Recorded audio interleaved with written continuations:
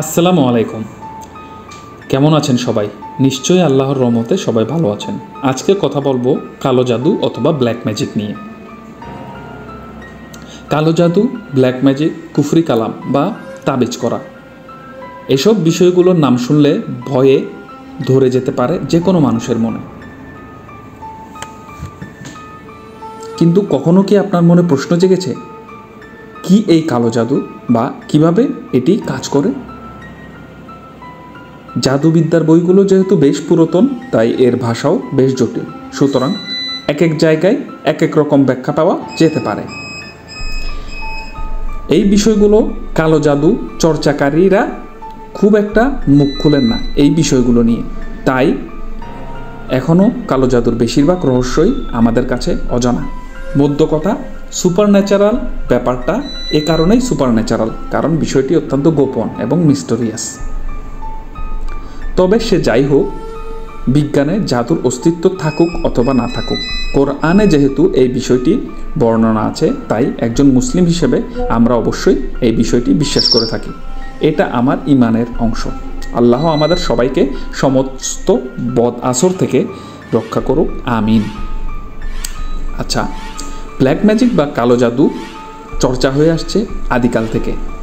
কালো জাদু বলতে বোঝায় শয়তান বা অতি প্রকৃতিক কিছুর সন্তুষ্টির মাধ্যমে কারো অনিষ্ট করা, কাউকে বিপদে ফেলানো, ব্যক্তির উদ্দেশ্য হাসিল করা।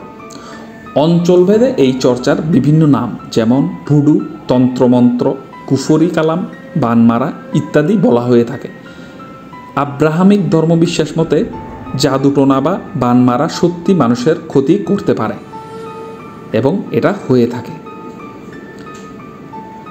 সাধারণভাবে অন্যের ক্ষতি করার জিনিসটাকে আমাদের দেশের ফকিররা বলে বান মারা। কীভাবে বান মারা যায়? অনেক প্রসেস আছে। প্রথমত, ফকির যার উপরে বান মারতে চান তার সম্পর্কে জানতে চাইবেন।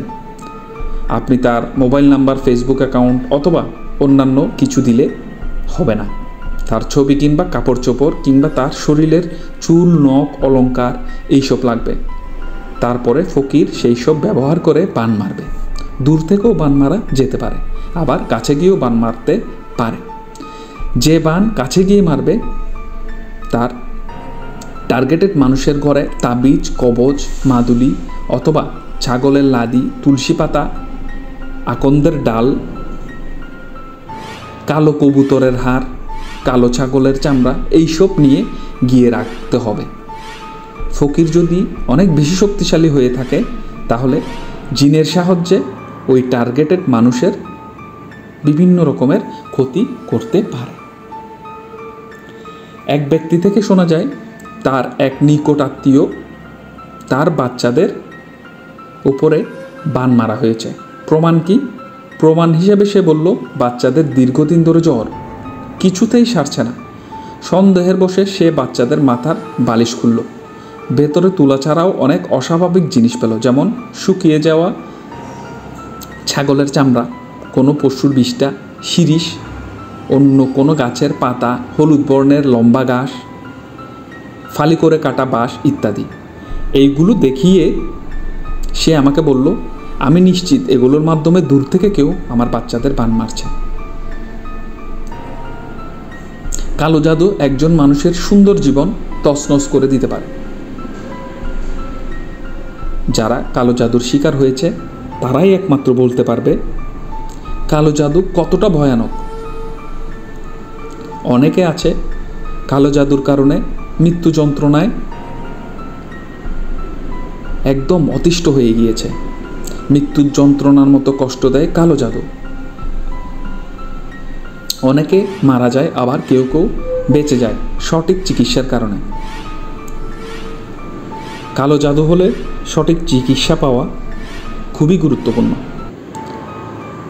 সঠিক চিকিৎসার মাধ্যমেই একজন ব্যক্তি কালো জাদু হওয়ার পরও ফিরে আসতে পারে, অন্যথায় তার মৃত্যু অনিবার্য। এতটাই ভয়ঙ্কর কালো জাদু। আল্লাহ যেন আমাদের সবাইকে কালো জাদু থেকে হেফাজত করেন। আমি এটাই বলবো। আমার সকল অডিয়েন্সকে ধন্যবাদ দিয়ে আজকের মতো এখানেই শেষ করছি। আসসালামু আলাইকুম ওয়া রাহমাতুল্লাহি ওয়া বারাকাতুহু।